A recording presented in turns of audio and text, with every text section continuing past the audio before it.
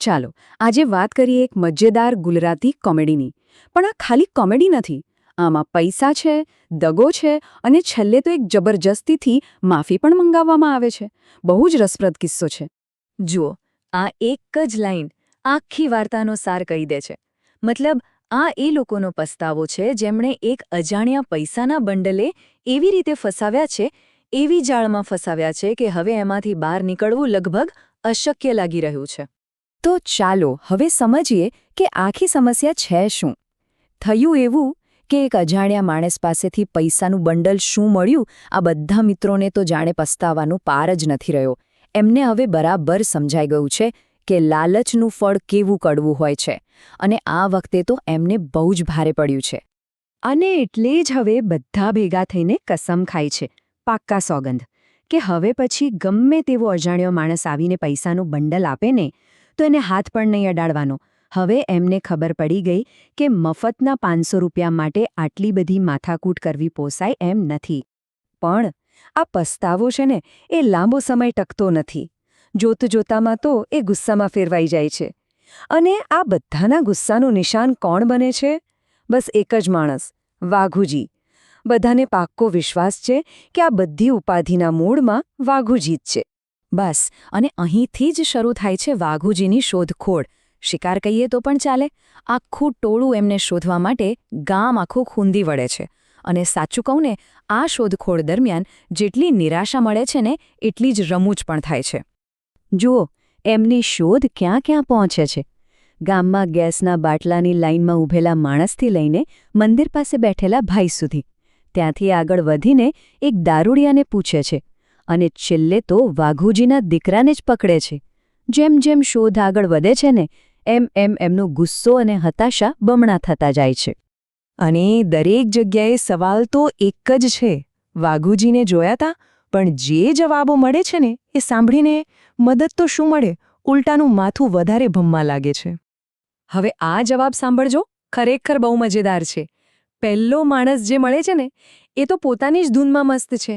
એ ભાઈને વાઘુજી ક્યાં છે એના કરતાં ગેસનો બાટલો ક્યાં મળશે એની વધારે ચિંતા છે. હવે કહો, આવા જવાબથી શું થાય? કોઈ કહેશે કે મેં તો ગઈકાલે જોયા હતા. તો એક દારૂડિયો યુવાન દાવો કરે છે કે એણે તો સવારના 5 વાગે જોયા હતા. મતલબ દરેક ખબર ખોટી, દરેક દિશામાં નિષ્ફળતા. અને આનાથી આ લોકોનો ગુસ્સો તું જાણે 7મા આસમાને પહોંચી જાય છે. આખું ગામ ફરી વળ્યા, આજુબાજુના ખેતરો પણ ખૂંદી વળ્યા, પરસેવે રેબઝેબ થઈ ગયા. અને આટલી મહેનત પછી આખરે એમને પોતાનું નિશાન એટલે કે વાઘુજી મળી જ જાય છે. અને અહીંથી વાર્તા પહોંચે છે એના ક્લાઇમેક્સ પર. વાઘુજી સાથે ગરમાગરમ આમનો સામનો થાય છે, એકદમ જોરદાર ટક્કર. પછી તો દલીલોનો એવો મારો ચાલે છે ને કે વાઘુજીનો અસલી ઈરાદો બહાર આવી જાય છે. ખબર પડે છે કે એમને પોલીસને બાતમી શું કામ આપી હતી. કારણ કે એમને પૈસામાંથી પોતાનો હિસ્સો નહોતો મળ્યો. બસ આટલી જ વાત હતી. વાત હવે હાથચાલાકી પર આવે. મારામારી શરૂ થાય એ પહેલાં જ ગામના એક વડીલ, મફુજી, એન્ટ્રી લે છે.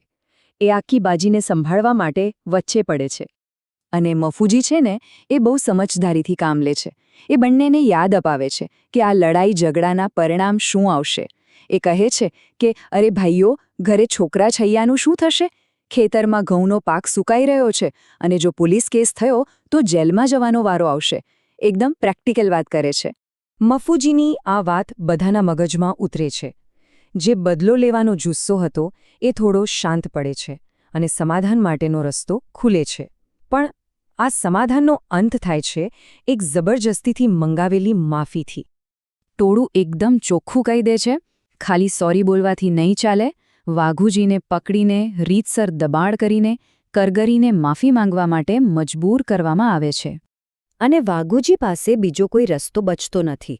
ભલે મન ન હોય, પણ એ આખરે માફી માંગી લે છે અને એની સાથે જ આ આખા તણાવનો અંત આવે છે. તો આટલી બધી ધમાચકડી થઈ, આટલી બધી માથાકૂટ થઈ, આ બધા પછી આ વાર્તામાંથી શીખવા શું મળે છે? એનો અસલી બોધપાઠ શું છે? આ આખો ઝઘડો, આ બધી જ માથાકૂટ, એનું મૂળ કારણ શોધીએ ને તો એક જ વસ્તુ સામે આવે છે: લાલચ.